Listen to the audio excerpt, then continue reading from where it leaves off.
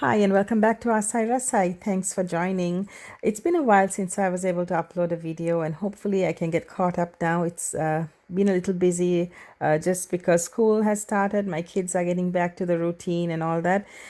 Today I'm making a dal curry, pol sambal, and pol roti. And if you're new to Sri Lankan cooking, pol sambal is a coconut sambal, and pol roti is a flatbread that's made with coconut and flour. A pretty simple meal, and I'm making this for dinner.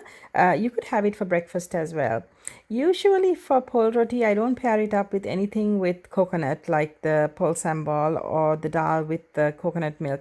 In fact, this dal curry that I'm making now, I was hoping that I could avoid putting any milk in it, but then I decided maybe I should. So you could make a dal curry just with water as well. And if you're looking for some great dal curry recipes, they're all on this channel. Check them out.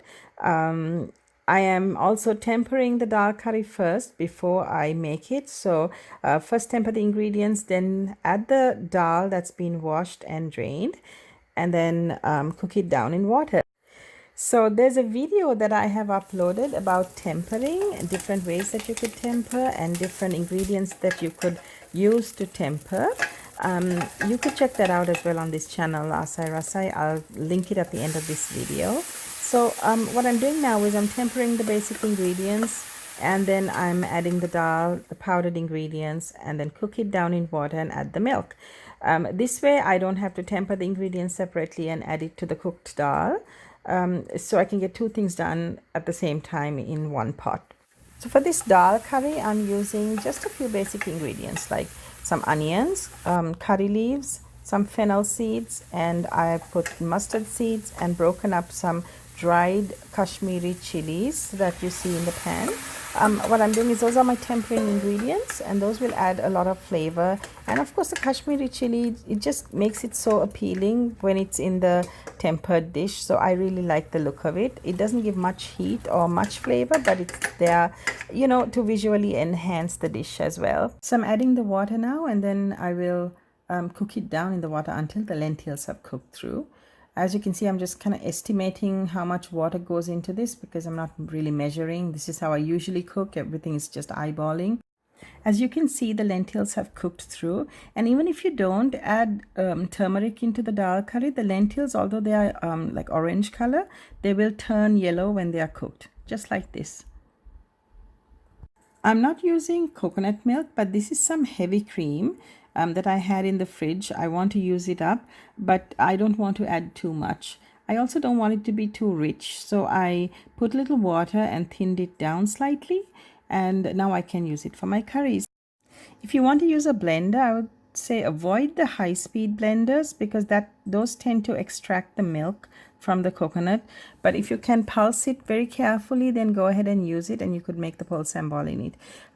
The roti also can be made in the mixer, the stand mixer if you have one. It's easy also, but then the pol roti takes such little time to mix and you're not really kneading it, so it's just to combine the ingredients only. So I prefer to do it by hand. It's much faster. And you saw how easy it was to make the pol sambal. Everything's in the bowl, mixed by hand, and it's ready. To get a perfect texture for the pol roti, add only a little more flour than the coconut. Say you're adding 1 cup of coconut, add about 1¼ cups of flour. The most I would recommend is to go up to 1½ cups of flour. That's if you really need to stretch and make as many pol rotis as you can with that amount of coconut.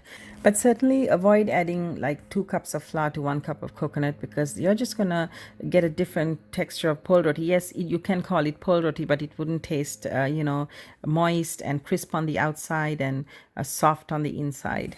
So flatten out the dough like this and cook the roti for about 2 minutes per side in a hot pan. If you haven't tried it before, and this is the first time I'm trying the cast iron pan for roti making, it actually gives it a nice smoky flavor. So if you haven't tried it before and you have a cast iron pan on hand, try it out. It's really nice. It's actually better than a non-stick pan. Anyway, check out all my videos. These recipes have been uploaded and you can easily find them if you go through my channel, look up the playlists or all the videos, and you'll find some really nice ones that you could combine with the pol roti. These are no fail recipes and you can confidently turn them out in your kitchen. So this is the end result, the dal, pol sambal and the pol roti. I'm ready to dive in. And I hope that you'll try this combination if you haven't already. And if it's your favorite combination, go ahead and leave a comment, like, share, and subscribe to my channel, Aasai Rasai. And I'll be back with another video soon. Until then, happy cooking!